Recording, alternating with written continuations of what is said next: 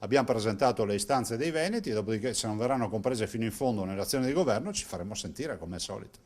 Un incontro per mettere sul tavolo di quello che sarà il futuro governo i problemi del Veneto. Il governatore Luca Zaia ha incontrato a Roma il presidente del Consiglio incaricato Matteo Renzi, assieme alla delegazione della Lega Nord. Ho rappresentato le istanze del territorio che oggi sono rappresentate da emergenze reali, che sono quelle della disoccupazione, che sono quelle delle nostre imprese gestite da degli autentici eroi, che sono i nostri imprenditori, che lavorano in un contesto di fiscalità dove la pressione fiscale è del 68,5% contro un 46% della media europea. E questi dati sono i dati che porta una regione che paga 21 miliardi di tasse a Roma e li lascia lì, quindi noi manteniamo l'apparato pubblico. Ovvio che oltre a questo ho chiesto anche a Matteo Renzi, quale presidente incaricato, di avere un'attenzione anche per quel che riguarda il dissesto idrogeologico.